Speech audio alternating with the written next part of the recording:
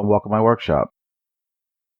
So we're getting back into the CMP Type 11. This is a military build that I'm working on for a challenge for Scale Builders Guild. And today we're going to be focusing on the rear of the truck, getting the bed finished up. There's still a lot of details that need to be sanded, a couple little things added on here and there, and then get into the weathering. So I'd like to get the whole bed completely painted and weathered. Then we'll move on to the front of the cab next. So let's get started.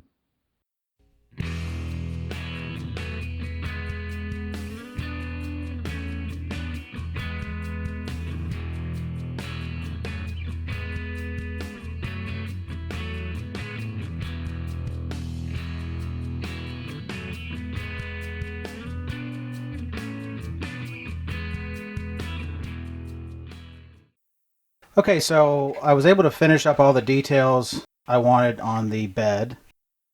Some of the details included cutting in little lines to make it appear that this is a piece of sheet metal that's spot welded on top of a metal frame, which is what the original one has. So I was just cutting that in with a file, kind of reinforcing the line with like a little scribe of some sort.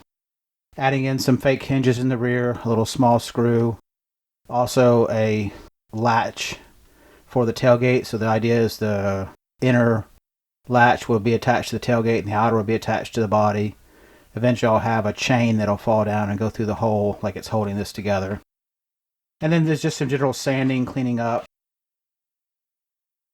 getting everything ready for the paint. And so what I did with the paint is I started off with just a regular primer. And on top of that, I went with the rusty metal primer.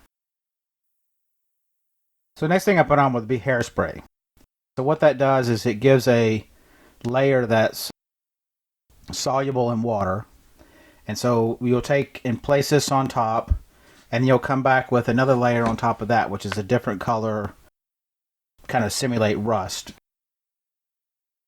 The idea is when you start scratching at the paint, usually with coarse bristle brush or maybe some sandpaper or other items, kind of scratch at the paint, and you apply a little bit of water, the water starts to dissolve the hairspray.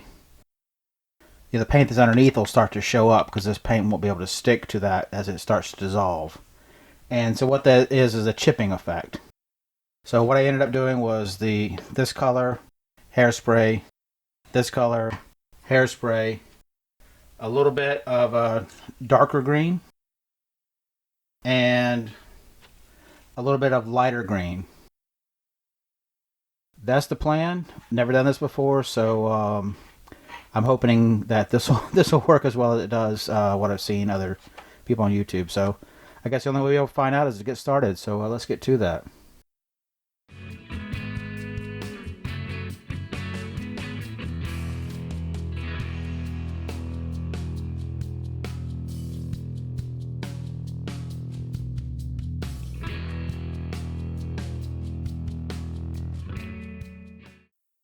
Okay, so the first part of the weathering process is complete. And so what I've done is added on multiple layers of paint, starting off with primers, like a gray primer, a dark red primer, and then more of a orangey red paint on top of that, acting like a primer. A little bit of a dark green camo, and then the lighter on top of that. In between those steps, I was adding a hairspray layer. And then what you're able to do is come back and agitate the top layers of paint and kind of dig down through, and with the use of a stiff bristle brush and water, the water penetrates underneath and will dissolve the hairspray. Then little bits of the paint will come off. So it's a chipping effect. So the next step is starting to get into some oil paints. And what I've been able to do is to stop the chipping effect as I've placed a very thin layer of matte clear on top of this. So that should stop it from any other paints reacting with what's underneath. And I can start building up layers with that. the final will be to put another layer of the matte finish on top to seal in the next steps. So let's get started with that.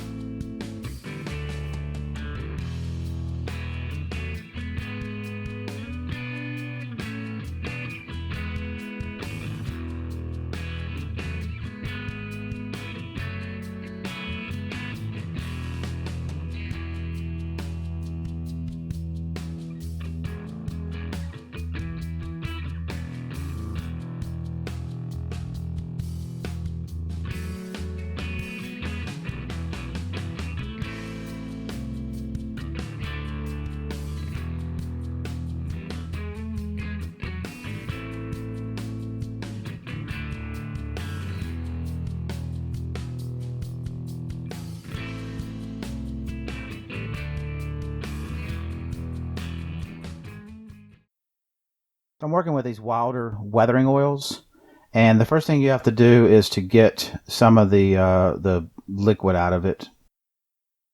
And so just take a napkin and just lightly squeeze, and then some of the liquid, and eventually you'll get to the point where you can squeeze the paint out. And you put it on a napkin, as you can see, it'll spread out, and then it'll leave the oil in the middle, and that's what you actually need to paint with.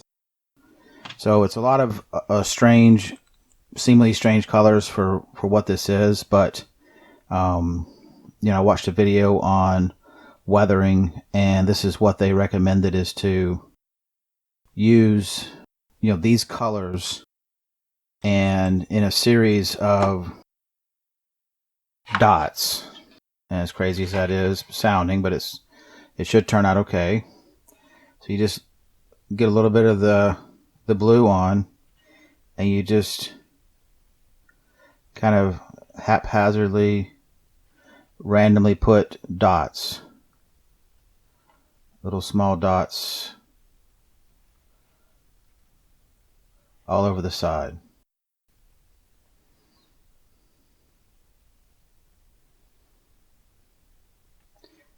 And so these are oil paints, so they're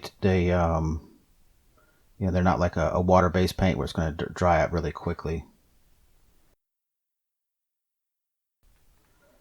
So obviously it takes a little bit of practice to get to put a decent sized dot on without globbing it on, but I guess that'll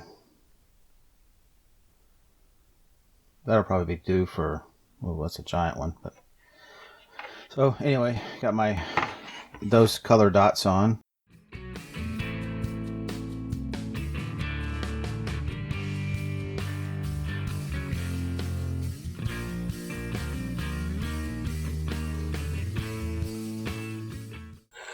A flat bristle brush, and load up with a little bit of thinner. Get it down to where it's just a little dry, and just kind of work this back and forth. It might be too wet. And kind of work these in. You start to drag them.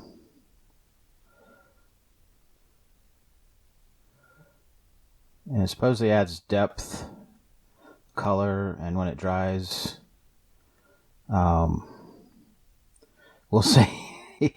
Like I said, I'm never done this before, but hoping for more of a subtle effect.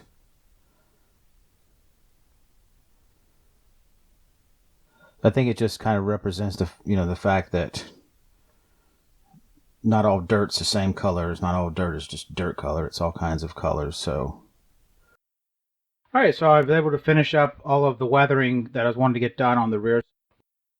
Probably still a little bit more I'm going to do, but I'm going to wait till I get the front weather to this stage where I'm at right now. I was also able to get the boards stained and mounted into the back of the bed, as well as I used some mud flaps I had from another build, and I bolted those on the rear. Tried my hand at putting in basically what would look like, a really dark mud onto the bottom. It's like a powder. It's called old grease, and it does kind of look like that, like it's old caked up grease or old caked up really thick Pennsylvania mud here.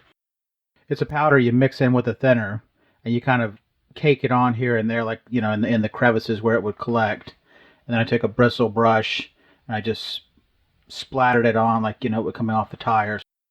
It's not super noticeable because the tire will be in there, but it'll be enough to kind of, when you give you a glance in there, to give it a little bit of a realism. So I'm pretty happy with how this turned out.